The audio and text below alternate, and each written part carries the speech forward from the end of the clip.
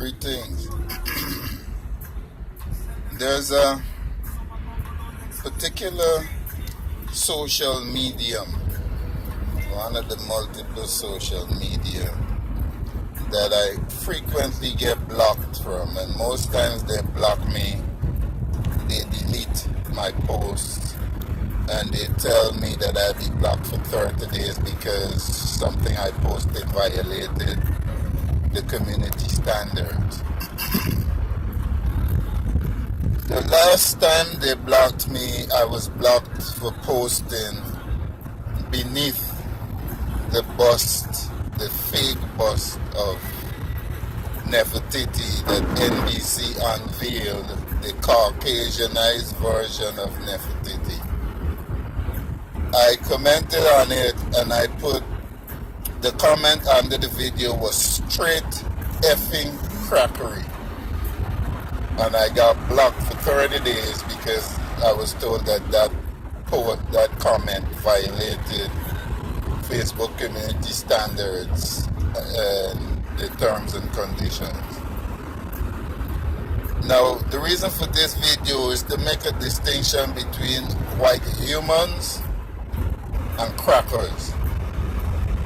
Unfortunately, crackers are the majority, make up the majority of whites on the planet.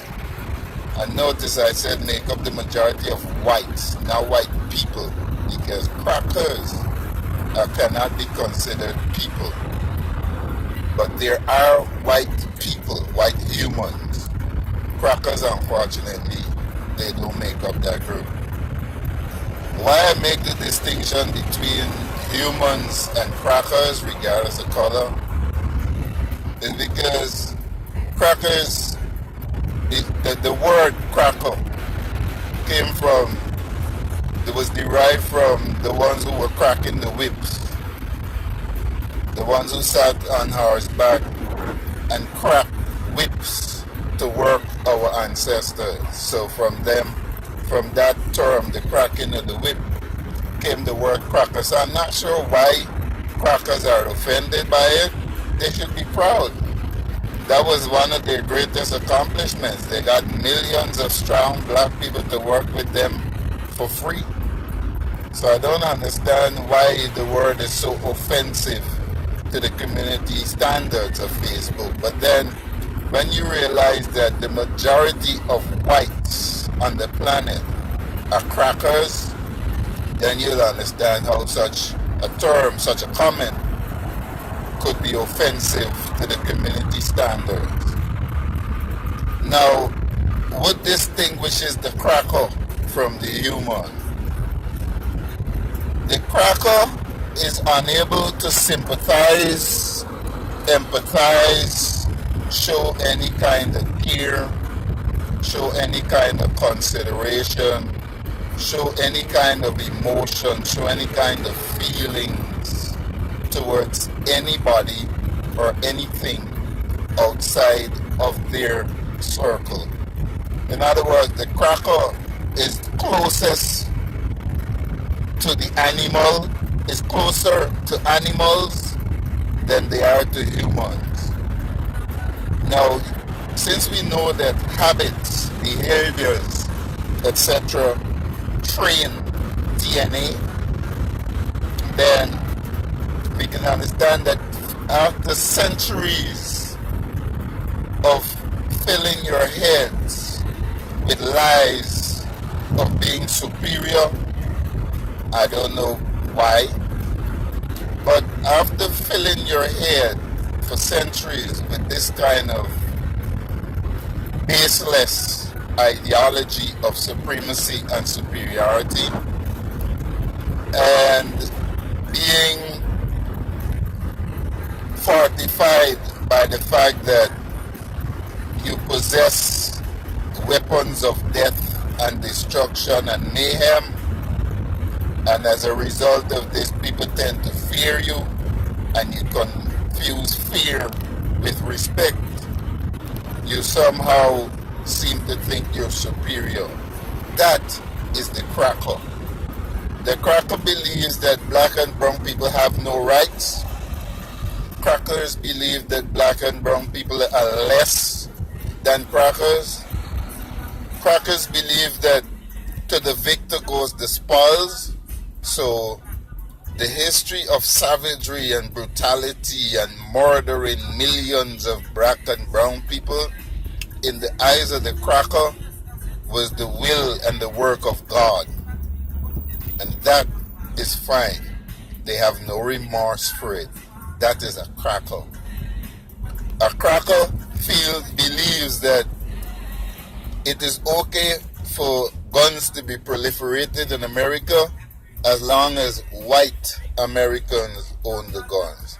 And if guns do happen to fall in possession of black Americans, then in the eyes of the cracker, those black Americans should be killed if they're not using those guns against their own.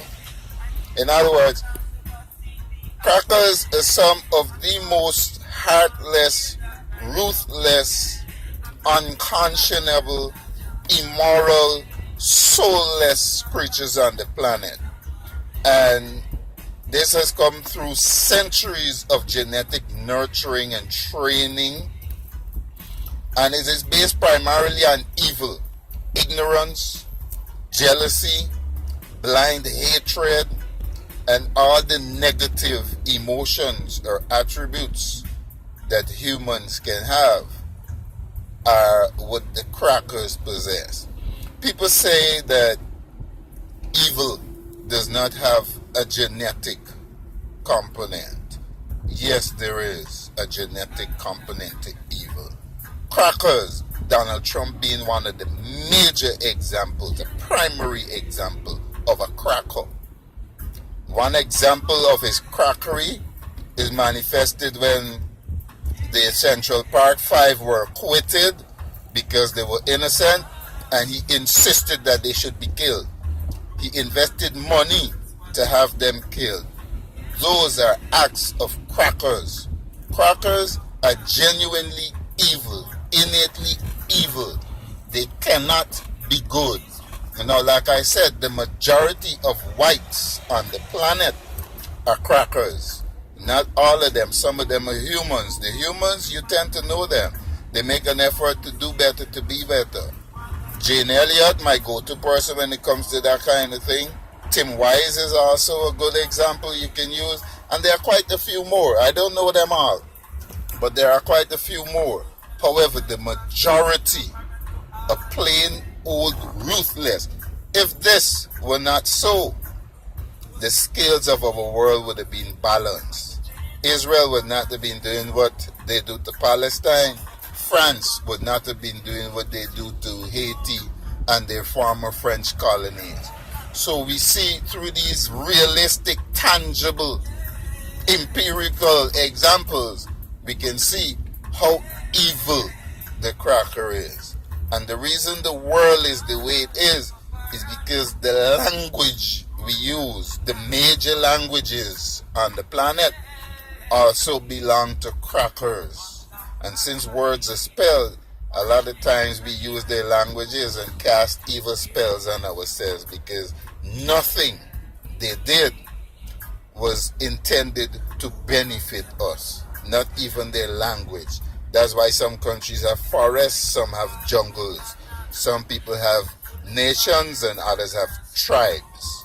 Some people have meadows and some people have grasslands. So you see the variation of the language.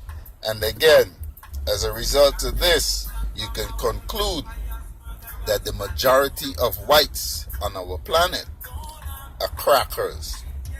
Plain, old, genetically inferior, ruthless, soulless, immoral, unconscionable, ignorant, evil, dishonest, deceitful crackers. The majority of white people, of white creatures on the planet.